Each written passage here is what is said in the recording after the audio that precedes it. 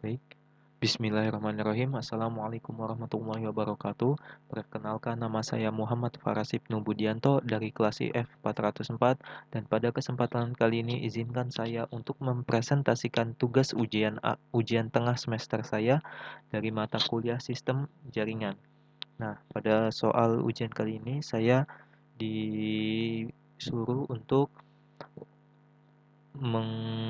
merangkum materi dari sesi pertemuan pertama sampai pertemuan ke-6. Baik, langsung saja kita mulai. Sesi pertemuan yang pertama kita belajar tentang Introduction to Network. Nah, di sini saya bagi menjadi beberapa bab. Nah, bab pertama adalah konsep jaringan. Di dalam konsep jaringan ini ada definisi jaringan.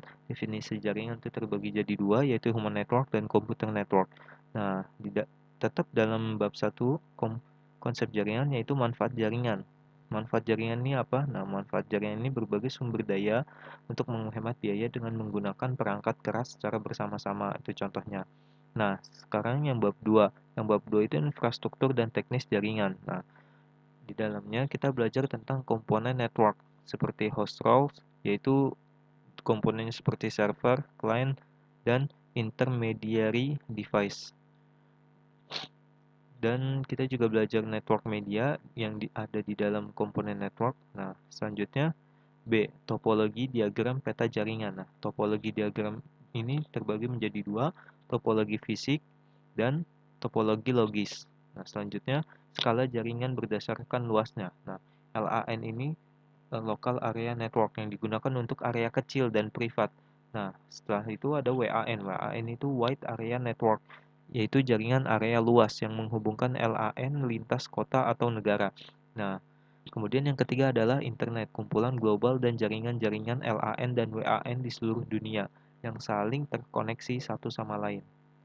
Baik, selanjutnya kita di bab 3 yaitu pilar utama reliabilitas jaringan. Nah, jaringan dalam skala besar yang baik wajib memenuhi 4 kriteria berikut. Ada yang kriteria yang pertama adalah toleransi kesalahan. Nah, jika suatu kabel putus, maka jaringan harus mempunyai jalur cadangan yang siap dipakai. Nah, yang kedua, stabilitas, yaitu jaringan harus bisa ditambahkan pengguna baru dengan mudah tanpa memengaruhi kinerja yang sudah ada. Nah, selanjutnya yang ketiga, quality of service, yaitu jaringan harus bisa memprioritaskan lalu lintas data yang sensitif seperti video streaming di atas lalu lintas data biasa seperti download. Nah, dan yang keempat, network security. Nah, di dalam network security ini, keamanan jaringan harus memenuhi tiga tujuan berikut. Yang pertama, confidentiality, yaitu hanya memberikan akses yang dapat dilihat. Yang kedua, integrity, menjamin bahwa data tidak diubah atau dimodifikasi saat proses pengiriman. Dan yang ketiga, availability, yaitu menjamin akses data bagi user yang diberi hak akses. Nah, selanjutnya bab 4, ancaman dan solusi keamanan jaringan. Nah, di sini ancaman bisa berasal dari faktor eksternal dan internal. Nah, solusinya adalah menggunakan proteksi jaringan, yaitu untuk proteksi jaringan kecil perumahan LAN bisa menggunakan antivirus dan anti-spy. Untuk jaringan yang lebih besar, kita dapat menggunakan dedicated firewall system, access control list, intrusion prevention system, dan virtual private network. Baik, selanjutnya. Di sesi pertemuan 2, kita belajar tentang basic switch and device configuration.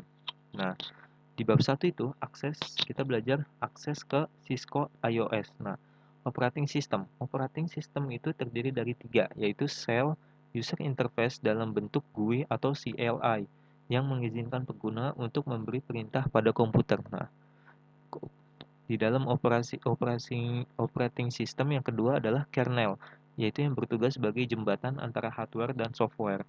Dan yang ketiga adalah hardware, yaitu komponen fisik perangkat itu sendiri. Nah, di sini kita juga belajar GUI dan CLI. Nah, apa itu GUI? GUI adalah Graphical User Interface yang mengizinkan pengguna untuk berinteraksi dengan sistem berbasis tampilan grafis, icon, dan menu. Nah, selanjutnya CLI, Command Line Interface, adalah user interface yang berbasis teks menggunakan keyboard untuk menjalankan program berbasis CLI. Nah, selanjutnya metode akses. Metode akses, terdapat beberapa metode untuk akses ke perangkat. Ada 3 metode. Yang pertama konsol. Konsol itu menggunakan port manajemen fisik, yaitu menggunakan kabel untuk mengakses perangkat untuk melakukan pemeliharaan. Dan yang kedua, Secure Shell, yaitu menggunakan akses remote CLI jarak jauh yang aman ke suatu perangkat.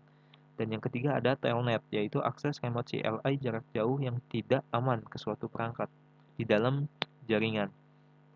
Baik, kita juga belajar program emulasi terminal. Yang pertama, program emulasi terminal ada 2. Yang pertama adalah program emulasi terminal digunakan untuk terhubung ke perangkat jaringan melalui konsol, SSH ataupun Telnet. Nah, yang kedua, software untuk mengakses CLI seperti PuTTY, Teraterm, dan Secure CRT. Baik, selanjutnya di bab 2 yaitu kita belajar navigasi iOS. Nah, di navigasi iOS ini kita belajar tentang user EXEC mode dan juga privileged EXC mode. Nah, terus kita juga belajar tentang mode konfigurasi, ada 3 yaitu Global Configuration, Line Configuration, Interface Configuration. Nah, di bab ketiga kita belajar struktur command.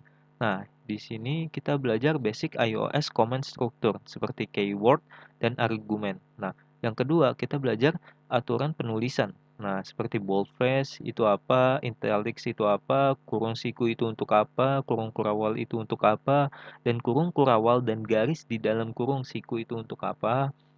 Nah, selanjutnya di bab 4 kita belajar fitur bantuan iOS. Ada 3 itu context sensitive help, syntax check, dan shortcut penting. Nah, di sini kita juga belajar tentang tab itu apa, autocomplete, dan yang kedua melihat komen sebelumnya itu kayak gimana. Nah, untuk keluar dari mode ini tuh gimana dengan mencet CTRL plus C, terus habis itu untuk menghentikan proses itu gimana kita menekan CTRL plus Shift plus 6.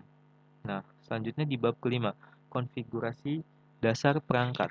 Nah, yang pertama itu ada hostname. Hostname itu kalau mau dikonfigurasi itu harus unik, tidak boleh ada spasi, diawali huruf, dan maksimal 64 karakter. Dan untuk password itu minimal 8 karakter, kombinasi huruf besar, kecil, angka, simbol, dan jangan gunakan password umum. Dan password ini harus dienkripsi.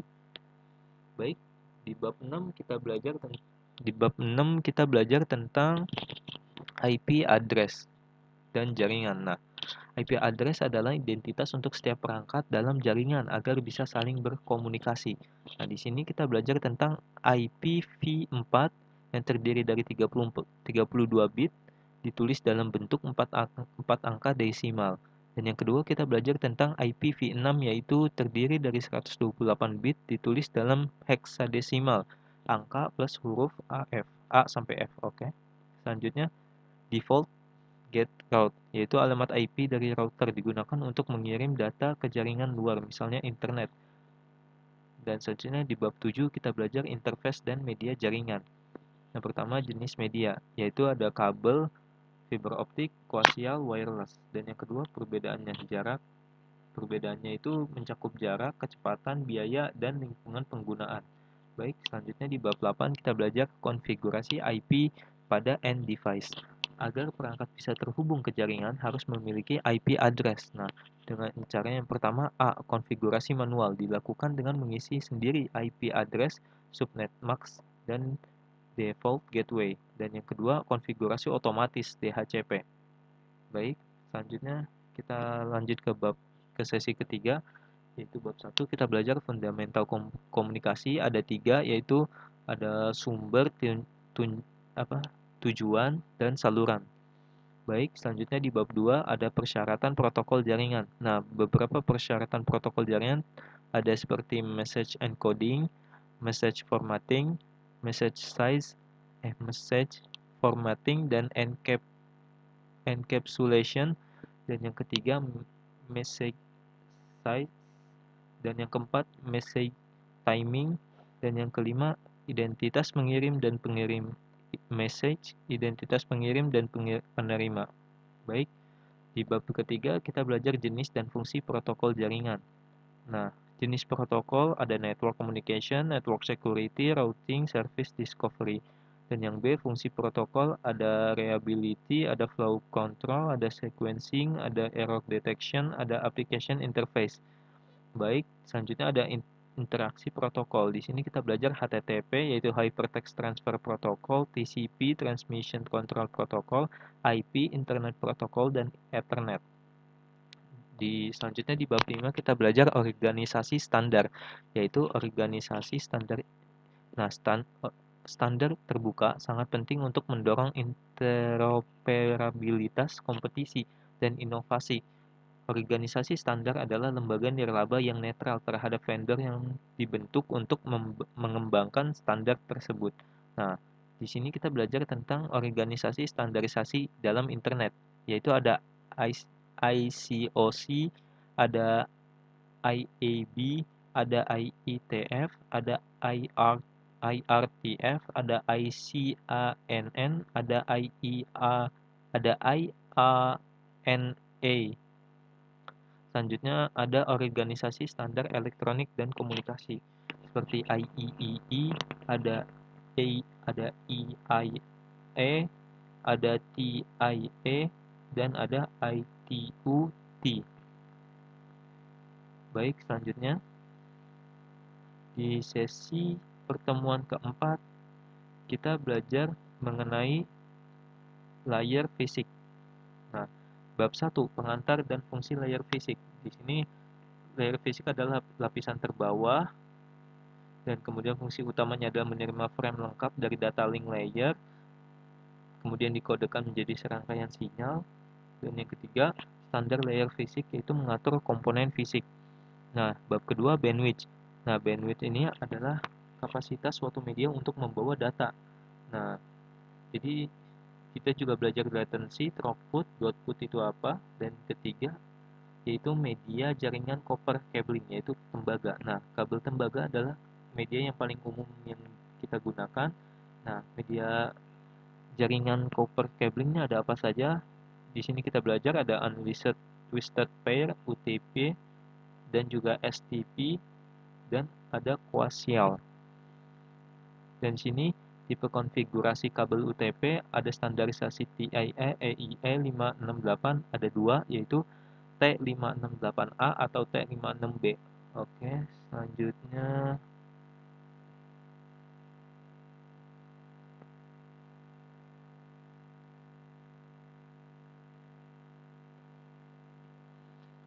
kita juga belajar crossover, ya itu tadi jenis-jenisnya, jenis-jenis kabel tembaga, ada crossover, ada rollover. Selanjutnya kita belajar fiber optik. Nah, fiber optik ini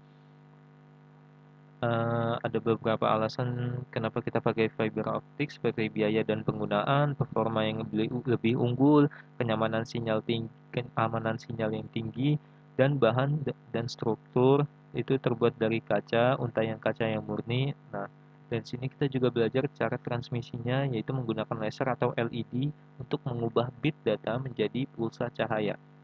Selanjutnya kita juga belajar tentang jenis fiber optik, ada dua, yaitu single mode fiber SMF dan juga multimode fiber MMF. Yang single itu intinya lebih kecil, kalau MMF itu intinya lebih besar. Kalau misalkan SMF itu menggunakan laser mahal, dan kalau MMF itu menggunakan LED yang lebih murah. Nah, kemudian kita juga belajar tentang wireless di bab 5, yaitu karakteristiknya bagaimana, keterbatasannya itu gimana, standar wireless utama itu seperti apa, dan komponen WLAN itu membutuhkan apa aja. Kita juga belajar seperti itu. Nah, untuk pertemuan 5, jujur saya kurang paham, maka dari itu saya belum berani untuk merangkum pertemuan 5. Kita lanjut ke pertemuan 6. Pertemuan 6 yaitu konfigurasi switch pada jaringan. Nah, pada bab 1 kita belajar dasar jaringan komputer beserta perangkatnya, yaitu jaringan komputer itu apa, dan kemudian 4 unsur pembentuk jaringan komputer itu apa, seperti device, terus media, habis itu message atau pesan, dan juga rules, yaitu aturan. Nah, selanjutnya kita juga belajar perangkat jaringan komputer itu ada apa saja. Seperti yang tadi kita udah sebutkan di pertemuan sebelumnya, itu ada dua, yaitu end device dan intermediary device. Dan kita juga belajar media jaringan itu apa, yaitu saluran perpindahan data. Contohnya tembaga, koper, serat optik, fiber optik, dan kabel seperti wireless yang tadi kita belajar di pertemuan keempat. Selanjutnya bab kedua, yaitu kita membahas konsep Ethernet dan kabel UTP. Nah, Ethernet itu apa, seperti apa kita belajar. Kemudian kabel UTP itu apa, seperti yang tadi di pertemuan keempat sudah dijelaskan ya. Nah, di sini juga alat pembuatan kabelnya itu ya, kalau kalian mau praktek itu ada konektor RJ45, tang crimping, dan kabel tester. Baik, selanjutnya bab ketiga, jenis transmisi data. Jenis transmisi data kita juga belajar ada tiga, yaitu unicast, multicast, dan broadcast. Di bab keempat kita belajar tentang perbedaan hub dan switch. Nah, hub adalah dianggap sebagai perangkat yang bodoh karena dia mendistribusikan sinyal itu ya, mendistribusikan sinyal yang masuk itu secara membabi buta. Nah, kalau misalkan switch itu perangkat yang paket data unicast yang diterima hanya dikirimkan ke port yang dimana port tujuan tempat host terhubung. Nah, jadi dia tuh nggak asal ngirim data itu kemana. Nah, kemudian di bab kelima kita belajar jenis-jenis switch. Ada dua, yaitu unmanaged switch dan juga managed switch. Nah, di dalam managed switch kita juga belajar ada port security, yaitu keamanan akses port untuk pencegahan akses yang tidak dikenal terhadap perangkat dan jaringan secara menyeluruh. Kemudian kita juga belajar port mirroring, yaitu menyalin trafik untuk memecahkan masalah diagnostik pada jaringan. Dan kemudian kita juga belajar multicast filtering. Kemudian kita juga belajar remote monitoring, yaitu untuk mencegah looping, penentuan prioritas data, priority dan broadcast limiters. Nah, kita juga belajar di bab 6 ini tentang faktor pemilihan dan penempatan perangkat jaringan dan pengujian switch. Nah, yang pertama, faktor pemilihan perangkat seperti mempertimbangkan harga, kecepatan dari tipe port, kemampuan ekspansi, kemampuan manageability, serta layanan dan fitur tambahan. Nah, kemudian faktor penempatan perangkatnya itu seperti memperhatikan kelistrikan, terhindar dari listrik statis, posisi peletakan perangkat switch, posisi klien yang terhubung, keamanannya, dan juga kerapihan instalasinya. Kemudian kita juga belajar langkah-langkah menghubungkan komputer ke switch. Yang pertama, siapkan kabel LAN straight. Dan yang kedua, siapkan switch dan komputer. Yang ketiga, hubungkan ujung konektor ke port Ethernet komputer dan ujung lainnya ke port Ethernet switch. Nah, kemudian mengkonfigurasi IP address pada tiap komputer dalam satu subnet. Nah, kemudian kita tinggal lakukan dengan pengujian konektivitas pada komputer. Baik, itu saja sekian dari saya. Terima kasih. Assalamualaikum warahmatullahi wabarakatuh.